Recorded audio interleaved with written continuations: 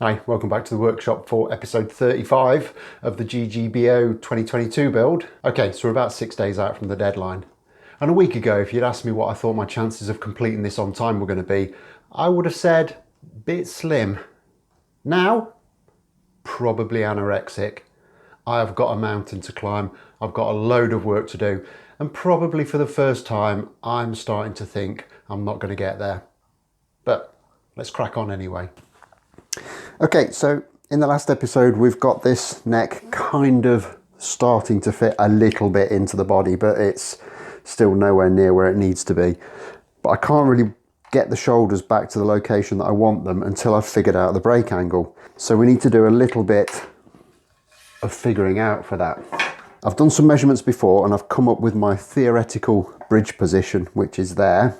So that means I can position my bridge at that point and we can use that to determine the break angle. However, this bridge will have some studs and some adjusters underneath, which actually add about 4mm to the depth of it. So I've got a little shim that I've cut to kind of compensate for that. And next up, what I've done is I've actually cut, it's just a little piece of MDF, but I've cut it so it's a nice tight fit into that neck pocket. And I can use that to now replicate the angle that I need to get this neck in so that we can get a good action over the fretboard and the frets. And then to make sure that I'm going to get this as accurate as I can, I'm going to put my fingerboard on there. But obviously the fingerboard will have frets in as well, which will effectively raise everything up. So I've actually got a little offcut from when I cut the fingerboard, which is about 1.5 mm to 2 mm, which is kind of roughly where the frets will be. So I'm also going to add that into the mix, and then it's just a case of taking a straight edge, placing it on the bridge, and then adjusting that bit of wood in the neck pocket until we achieve the right angle. And then all we'll do is we'll take all of that away and we can mark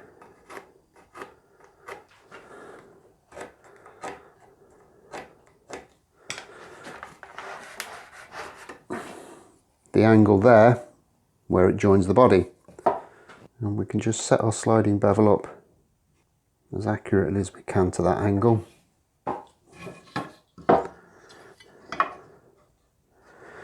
And that will give us the angle we need to cut these shoulders back at to give us the correct neck angle.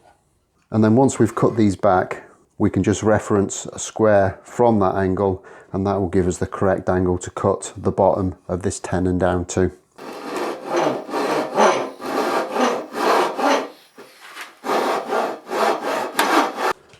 Okay, so that's the first one cut kind of a little way back from where we need it to be, and it has brought us a lot closer, but now this one is kind of interfering. So what I'm going to do is cut this one back to its final position, and then we can work this one back a little bit at a time until we get this fitting perfectly. Probably going to have to trim the end down a little bit and introduce a radius, but we can do that as we go along. So same thing on this one.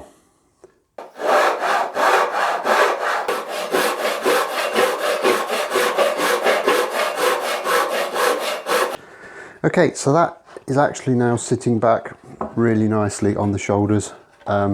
It's really hard to get a shot of it, but it is kind of meeting up everywhere I want it to. And it's just the fact that it's sticking so far out of the body that's causing me an issue, but that is actually quite a straightforward thing to fix. All I'll do is I'll take a measurement, and that's coming out just a little over 6 mm. So what I'm going to do is I will mark up 6 mm on this tenon, and then just square that line across on both sides, and then just simply cut that out with a handsaw. I'll leave it a little bit oversized, and then I can finesse it down, probably just with a carving file, to get the exact fit that I want.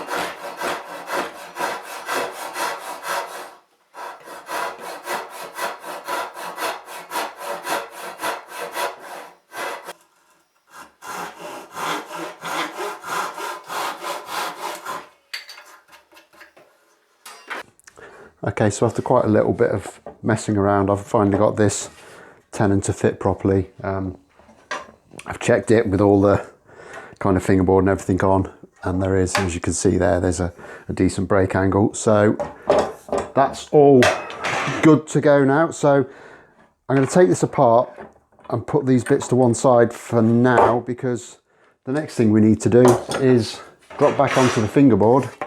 We need to get this radiused and then cut down to size, locate it onto the neck, and then we can think about getting it attached to the neck and getting some frets into it. And to do the radiusing on this board, I'm simply going to take a nice sharp hand plane, really fine set on this, so it's not going to be taking much material off at all. And I'll just check it with my 12.5-inch radius gauge until we get it somewhere near.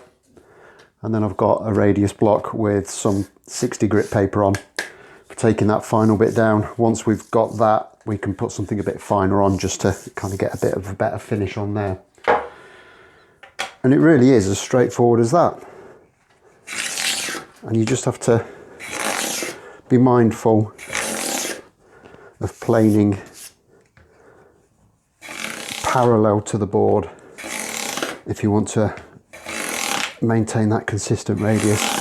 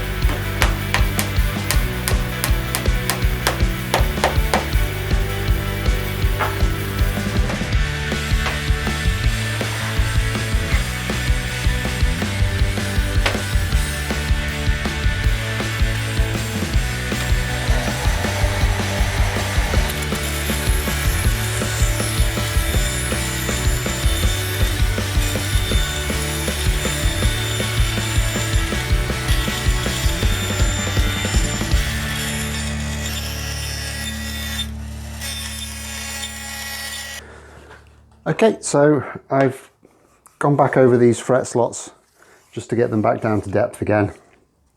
And then I've mounted the fretboard onto the neck with a couple of cocktail sticks through some of the fret slots and got it all nicely trimmed down to size. So that's an absolutely perfect fit onto there now. So the next thing we need to tackle is some position markers. And I'm not going to do anything overly complicated. What I'm going to do is take some of this aluminium rod and I'm going to put some simple dots along the top edge of this board, running parallel to the edge, and then a 1.5mm dot in the top of the fretboard as well. So very simple, nothing fancy, but I think it will look quite effective. So to start that process, I'll get the fretboard off again. I'm just going to eyeball a line.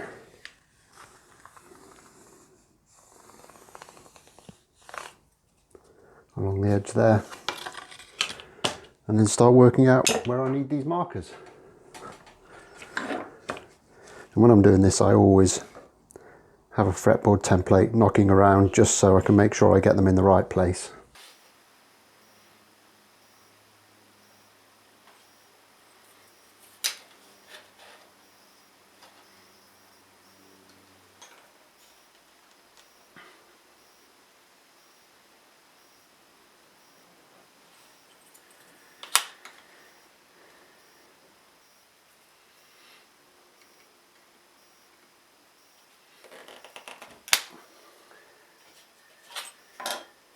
So that's them all marked out, fairly straightforward. So now I'm just going to take a hand drill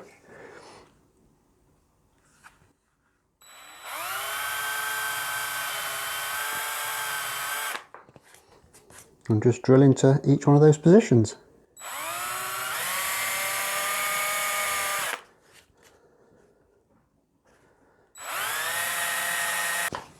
And with that done, I'm just going to take one of these little pre-cut sections of rod, super glue it into each of those holes, and then just flush that all down with a small file, and we should be pretty good to go on that.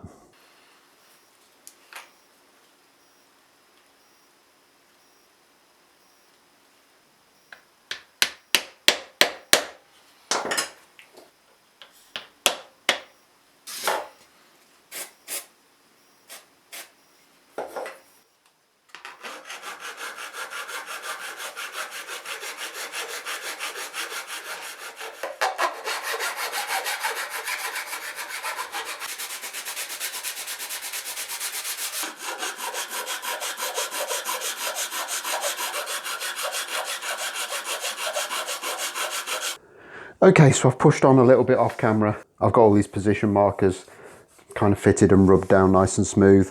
I've properly fitted the truss rod, and I've kind of taken a little bit of material out here for what will be eventually the front pickup route. I'm really happy with those little markers.